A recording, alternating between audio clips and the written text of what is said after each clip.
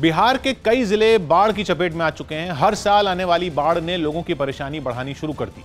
सबसे ज्यादा खराब हालात नेपाल बॉर्डर से लगने वाले जिलों की, जिनमें एक सीतामढ़ी भी, जहां एक सड़क पानी के बहाव को बर्दाश्त नहीं कर पाई। ये सड़क एक पुल तक पहुंचने की अप्रोच रोड है, जिसका एक हिस्सा पानी के साथ बह गया।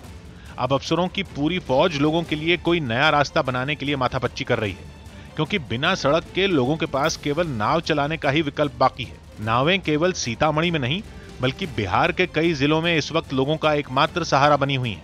पश्चिमी चंपारण के बगहा में करीब 50 गांव ऐसे हैं जो टापू बन गए हैं। लोग अब नावों के सहारे ही सुरक्षित जगहों तक पहुंचने की जद्दोजहद में लगे हैं। पानी में चलती नावों पर लोगों के सामान की गठरियां, रसोई गैस के सिलेंडर, साइकिल और मोटरसाइकिल तक लदी दिख रही हैं। गांव के लोगों के लिए ये मुसीबत नई नहीं है। हर साल बस अपना गांव छोड़कर कहीं दूर दराज में छत ढूंढना ही लोगों की जिंदगी बन गया है। बहुत बेकार गुजरे यहाँ लोग का चल रहा है, न धान होता न गेहूँ होता, अब भूखे लोग तड़फड़ा। इस बार भी लोगों के घरों में नदियां डेरा डाल चुकी हैं, जिसकी वजह से लोगों की जान पर बनी। और ये हाल केवल किसी एक या दो जिले का नहीं है, नेपाल से लगने वाले ज्यादातर जिलों का है। बिहार के अररिया जिले में भी लोगों ने पलायन करना शुरू कर दिया है, जहां कई गांव में नदियों का पानी दाखिल हो चुका है। लहरें गुस्से में बहती हुई दिख रही हैं। खेत खलिहान, मैदान, सड़कें सब गायब हैं। दिख रहा है तो केवल उफान मारता पानी। छोटे छोटे रास्ते तय करने के लिए भी जान दांव पर लगाने की मजबूरी है। कई फीट पानी के बीच 3 लोग एक साथ चलते हुए दिखे। एक दूसरे को इसलिए पकड़कर चलते दिखे क्योंकि अकेले आदमी को किसी भी वक्त लहरें साथ बहाकर ले जा सकती हैं। लोगों के घर सैलाब में डूबे हैं। घर के आंगन तक में घुटनों तक के पानी से होकर गुजरने की मजबूरी है।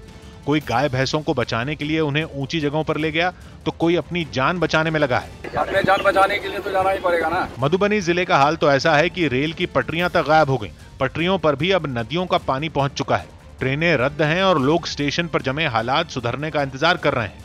और नेपाल की सीमा से लगने वाले बिहार के जिलों के लिए यह मुसीबत अब हर साल की हो गई है। लोगों के लिए मानसून का वक्त अब बाढ़ और बर्बादी का मौसम हो चुका है। इसीलिए लोगों ने छोटे छोटे जुगाड़ तक बना लिए हैं। घर का पानी भरने के लिए आंगन में ही पहुंचने के लिए किसी ने छोटा सा पुल बना लिया है, तो घर के बाहर तक पहुंचने के लिए बल्लियां बांधकर जुगाड़ तैयार कर लिया है। कमर तक के पानी में डूबकर चलने से बचने के लिए महिलाएं ऐसी ही बल्लियों पर चलती दिखी। हालांकि थोड़ा सा पांव फिसलते ही कोई बड़ा हादसा भी हो सकता है।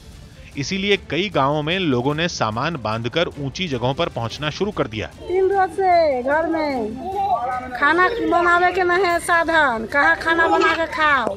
खाना न है तो हाँ, चूल्ही चौका में समय पानी। नावों पर गृहस्थी का सामान लादकर कई परिवार जाते दिखे, तो जिनके पास नाव नहीं है वो पानी में डूबकर चलते हुए ही गांव छोड़ने के लिए निकल पड़े।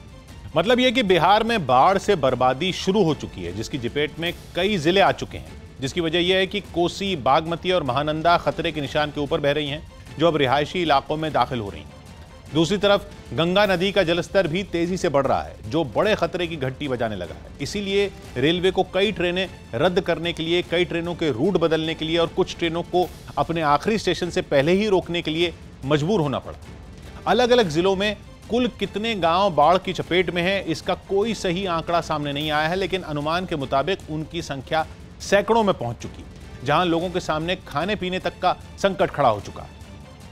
सौभाग्य की एक बात यह कि बिहार के लोगों पर मानसून से ज्यादा नेपाल की बारिश का कहर उनको झेलना पड़ता है, क्योंकि बिहार में गंगा के अलावा बाकी सभी नदियां नेपाल से ही आती हैं और नेपाल में इस बार सामान्य से 1.5 गुना पानी बरस चुका, जिसकी वजह से नेपाल से बिहार की तरफ आने वाली सभी नदियां खतरे का निशान पार कर चुकी हैं और अब तटबंध तोड़कर तबाही मचा रही हैं।